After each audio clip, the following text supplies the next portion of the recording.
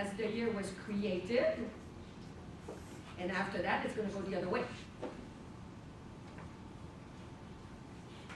Understand?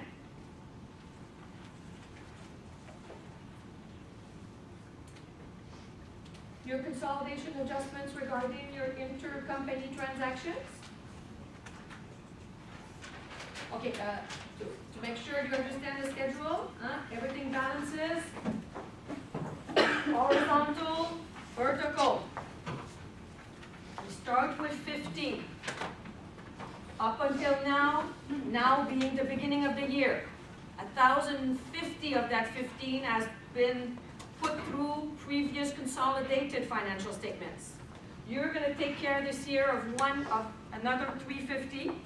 So up to the end of this year, you will have materialized 1,400 of that original 15,000 total FVA, including goodwill. So in your balance sheet at the end of the year, you should be left with FVA, unmaterialized FVAs. That's what you're left with, still to be materialized in future years, of 1,360, which is the total of this, which is also the total of this. So it's kind of a solid schedule that you know that you've taken care of everything instead of arrows right and left.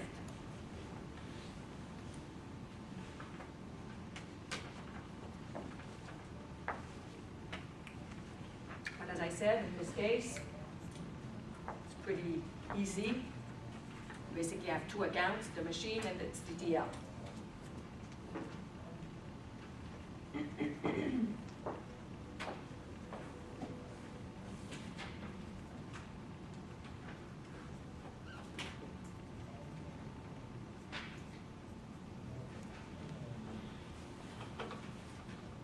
Now, this, I've given you a few numbers, I'll try to make them up. Make sure that when there's an intercompany transaction that you really read properly the date of the transaction itself on especially items that are amortizable. That's why I put in red the first year. It's half a year of amortization because the transfer was made in the middle of the year.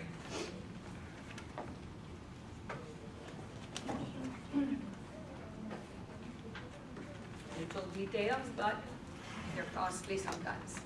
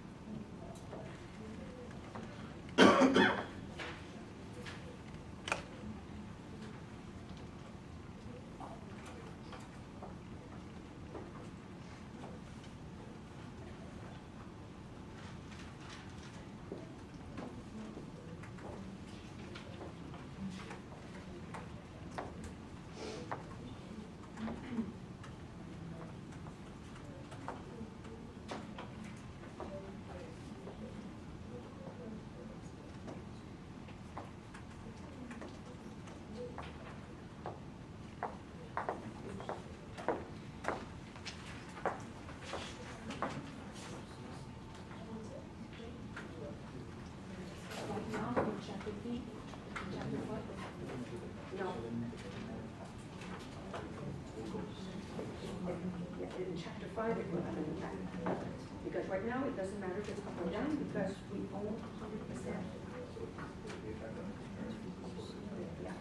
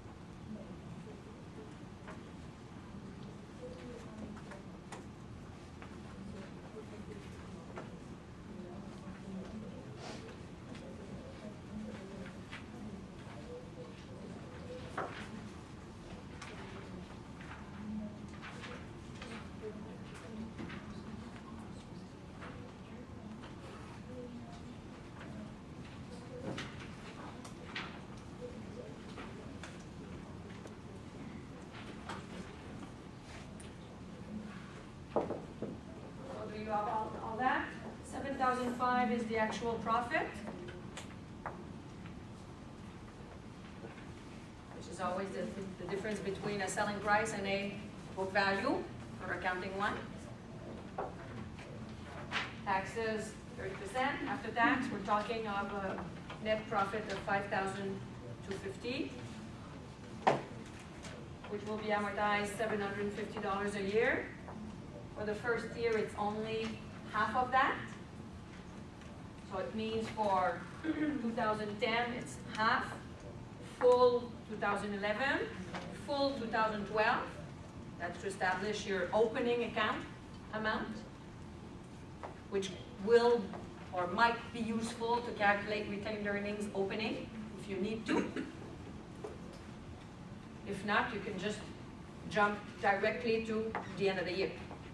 Just a subtotal.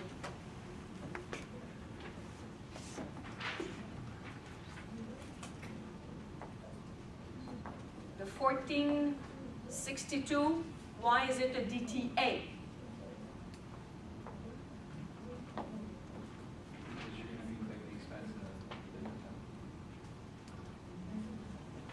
Yeah, there's a deferred tax, but why is it a DTA, not a DTL? Yes, that's one way to explain it. There's many ways. You can tell yourself, did the parent actually pay taxes on that transaction right now? Yes. They're physically really paid. But for us, the consolidated entity, that transaction hasn't happened. So it's kind of prepaid taxes. That's one way to see it. Another way to see it is, for the consolidated entity, you will bring down the book value of that asset, because for us, that price is fictitious, right? Fiction. So this $7,500 price that is in the books of the purchaser is too high of $7,500. So consequently, we're going to eliminate that $7,500. When you play with the book value, what are deferred taxes? They come from the difference between a book value and the tax basis. If you don't play with the tax basis right now, you're playing with the book value. If you bring down the book value, when the book value is lower than the tax basis, what happens? DTA comes up. Always comes back to your ACCO 320. When book value is lowered, say compared to your tax basis, DTA pops up on an asset. It would be a DTL if we were talking about a liability. So you really have to be solid on your ACCO 320 principles of DTAs and DTLs, or else it's always a big mystery. Is it a DTA or DTL? But there's many ways to look at it.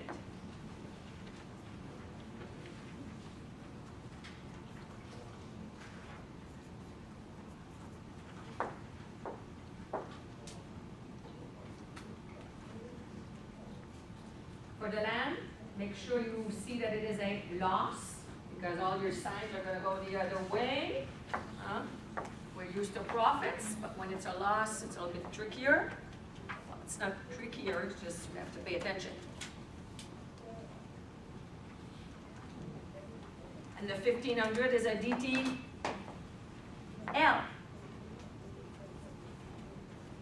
Because this loss actually reduced the taxes paid by the purchaser. And for us, that transaction doesn't exist. So actually, those taxes that we didn't pay, we will pay later.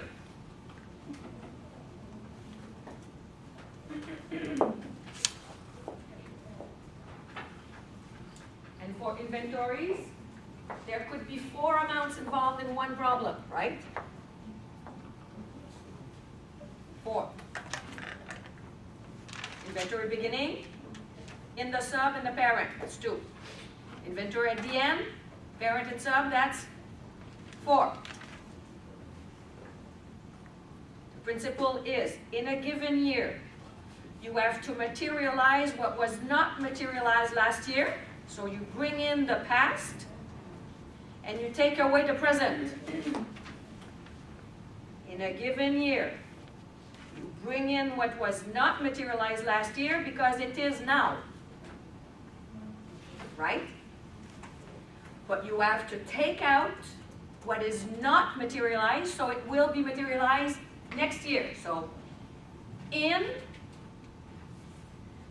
we bring in the opening inventory unmaterialized from last year, and we take away the end, we ship it to next year.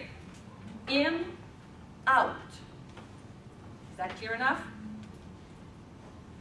No? In, out. In the beginning, out the end. All with me? In the beginning, out the end. Get that? In this case, how many do we have?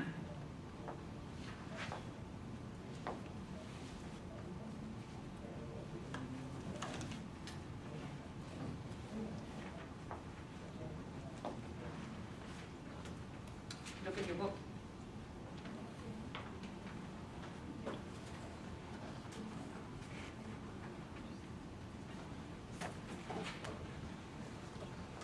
Was there any transaction done last year over inventory? No. So we have no in to bring in. The only thing we have to do is out. At the end of the year, is there any inventory that was purchased from one another that is still not sold to outsiders? Yes. Now it's not the inventory itself you want to take out. It's the profit in. Don't confuse the inventory itself with its profit inside of it. It's not the inventory that you want to take out. It's the profit inside the inventory. Pardon me? Yes, but not of the amount of the inventory, but again, just the profit. Yes, the inventory account has to be adjusted, not of the inventory amount, but of the unrealized profit in it. There's a difference when I say inventory than when I say unmaterialized profit in inventory. Inventory the price could have been $1,000, but there's 30% of profit in it. So what is it I have to eliminate? 1,000 or 300? Just the 300. Don't take away the inventory itself, but just the profit inside of it.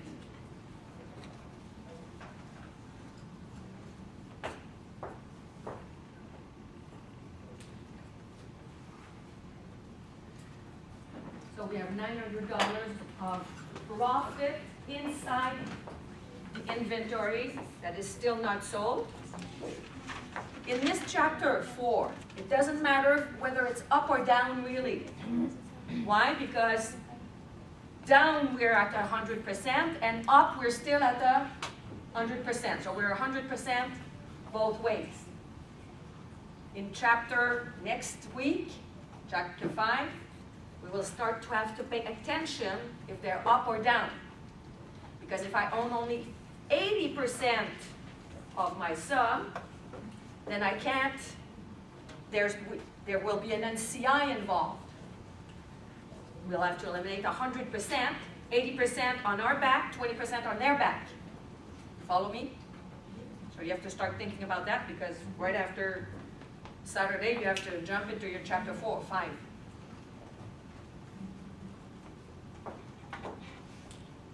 And that's a DTA. Why is it a DTA? Because it's a profit on which we pay taxes on. But for us, consolidated entity doesn't really exist, so it's kind of prepaid. Also, because you will be reducing the book value of the inventory, so DTA will pop up.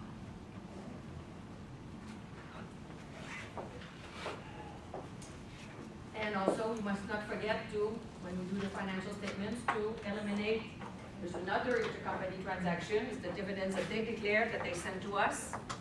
So whatever's declared over there will be a revenue to us. Yes? I have a question about cost of goods sold. Yes. So normally the numbers that we do, you reduce cost of goods sold whenever there's, let's say, A sold inventory to B, and then it's sold to an external party. But let's say A sold inventory to B, and it's yet not sold to an external party. Do you still have to adjust for those COGS that have been recognized by A, despite the fact that it has not been sold to an external party? I have to. Well, that's what we're doing. We're going to do in this problem. And your question will be answered when we'll do the cost of goods sold in the financial statement. You'll see it. So let's do the income statement, which will answer your question. You'll see what you have to do on cost of goods sold right there. Yes? How come in this number, they say that immediately after acquisition, a dividend of 10,000 was declared and paid out of retained earnings? And in this case, we do dividends declared down only by 8,000.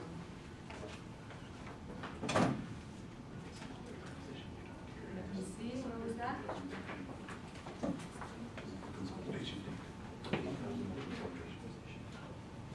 September was pre-acquisition.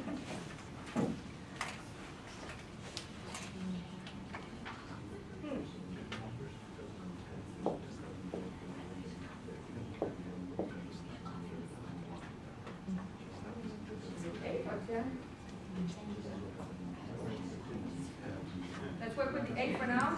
And then it's, I think it was from 2009, but the 8, I see unresolved and trial balance.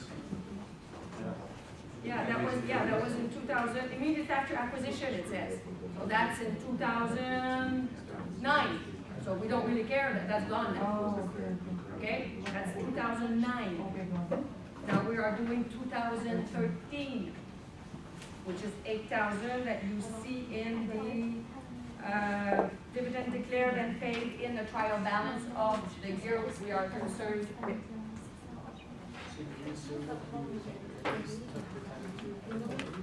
Well, of course, accounting. The 10,000 is just there for what? To mix you up. You know, accounting has been properly done, or else the balance sheet would not balance. Huh? I know, it doesn't matter. Life goes on. Well, it has been, if it has. They have done their accounting. What journal entry did they do when they did that? They debited retained earnings and they credited cash. Has that been taken into account, you think, in the financial statements that are produced to you right now? Of course.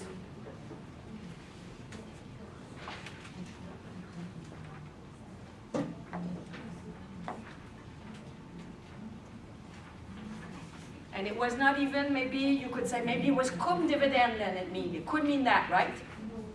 But it was not even cum dividend because the dividends were declared after acquisition. So it's totally irrelevant.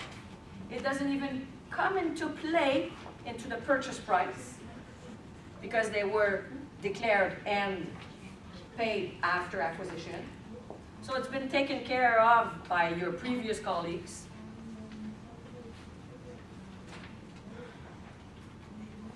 If they had been declared prior to acquisition and paid after acquisition, that could be an issue. They would be cum dividend.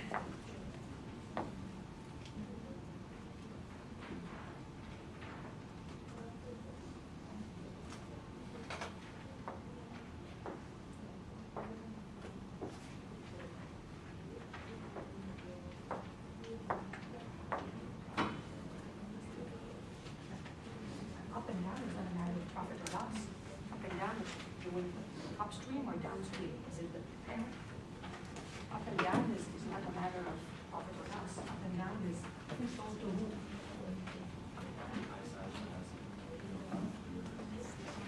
No. Up and down is not, you remove all your intercompany transactions, whether they're up or down. Up or down just means that if it's okay. Yeah, let's be clear here. Some people are thinking now that up and down means up I add and down I subtract. Is that what the up and down mean? No. No, no, no, no. The up and down means that it's the parent that sold to the sub or the sub to the parent.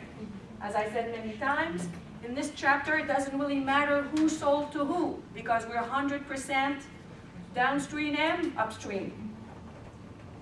It will matter next week whether the transaction was done going down, meaning parent sold to sub, or going up, meaning sub sold to parent, because the link will not be 100% anymore. Thank God you cleared that.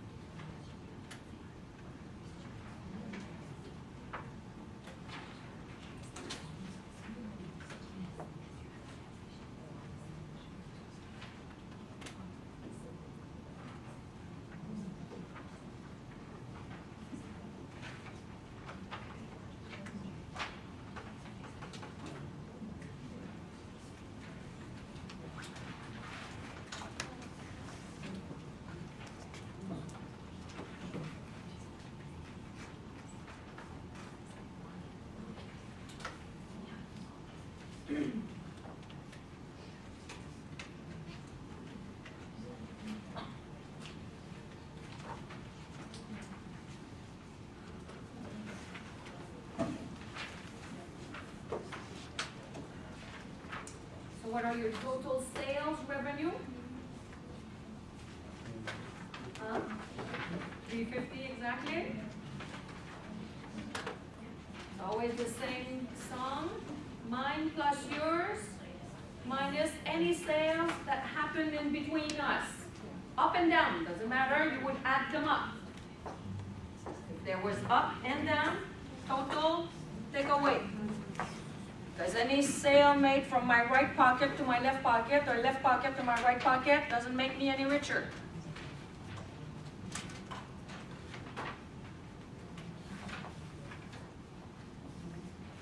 The minute you eliminate the sale, immediately go do the same thing on cost of goods sold. Because my sale to you is equal to the purchase from me in your books. So eliminate the sale from the sellers and eliminate the purchase from the purchaser. Are they the same amount? Yes or no? Yes or no? Yes. If I sell to you for $1, it means you purchase for $1.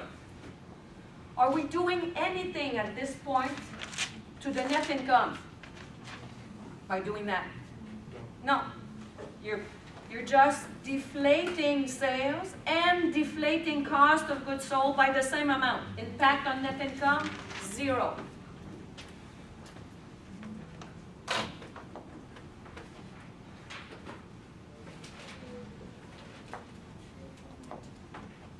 What you really have to fix is the profit.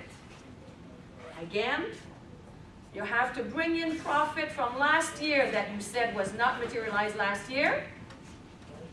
And you have to take out profit that will be materialized next year. In our case, we have no issue with last year. Right? We have some inventory that's been sold from the parent to the sub or sub to the parent, doesn't matter, which has a $900 profit in there that is still sitting in somebody's inventory. So that profit is not made by anybody yet. So take it out. You want to take it out, so it means you want to reduce net income, right? To reduce net income, you have to increase or decrease cost of sales? Increase.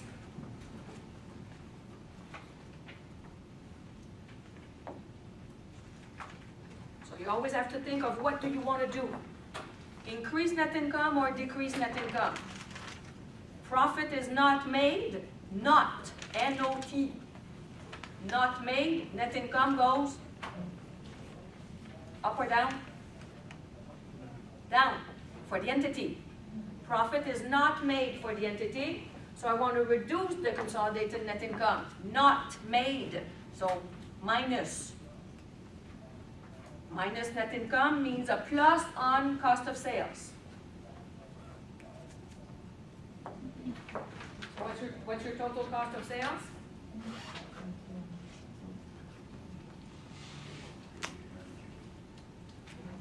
What's your total cost of sales?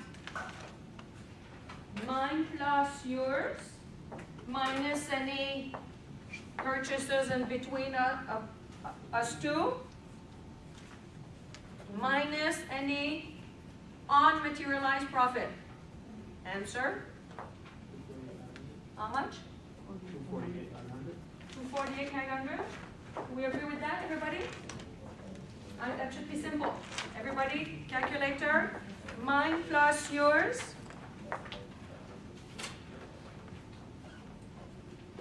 Minus any purchases done from inside the group. Plus unmaterialized profit. What's the answer? We should all have the same number.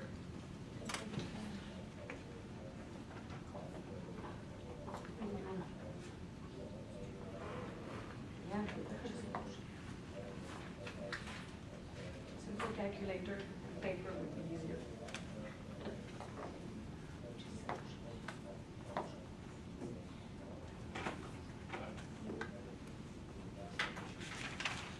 So do we have a number? Okay. Don't have all night. Do we all agree with the same amount? Can I hear it? Huh? 248,900. 248,900. Does everybody have that? 248,900. It's now the time for you to make your mistakes, huh? Not Saturday. Now.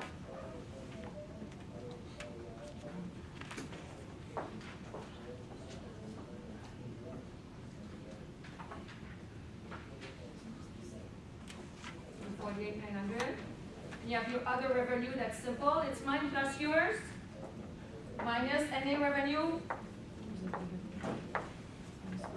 in between each other. Oops.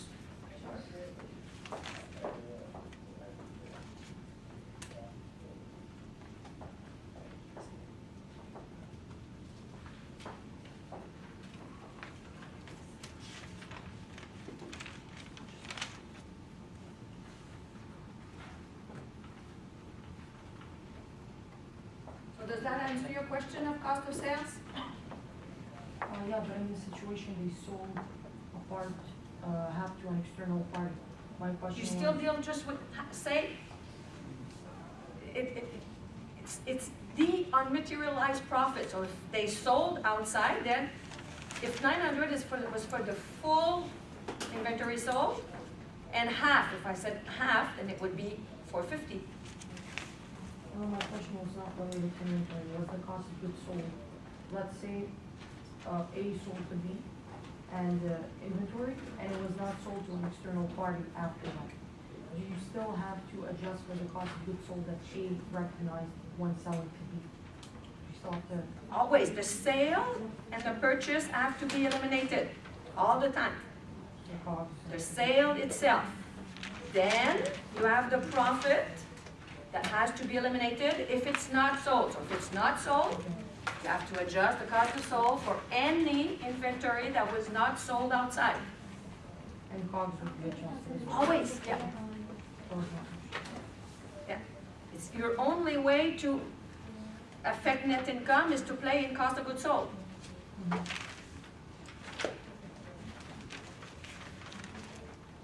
Other expenses are?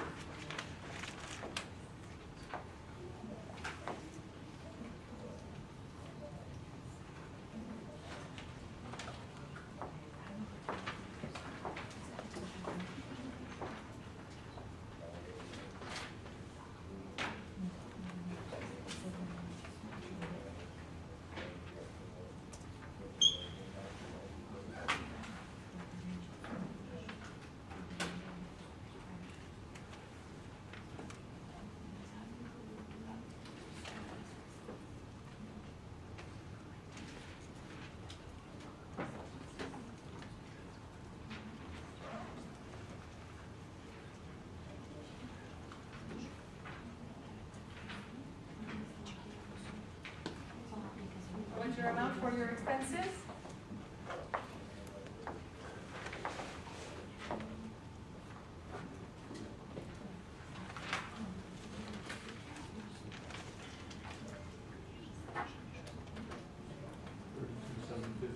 Yep, 32,750.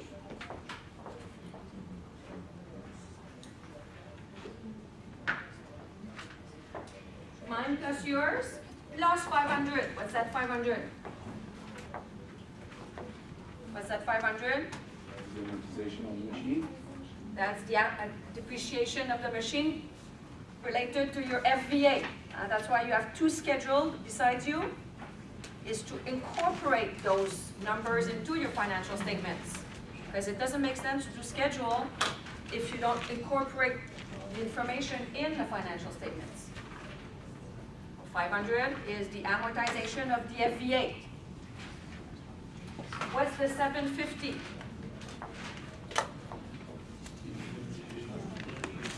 The amortization, why is it a minus?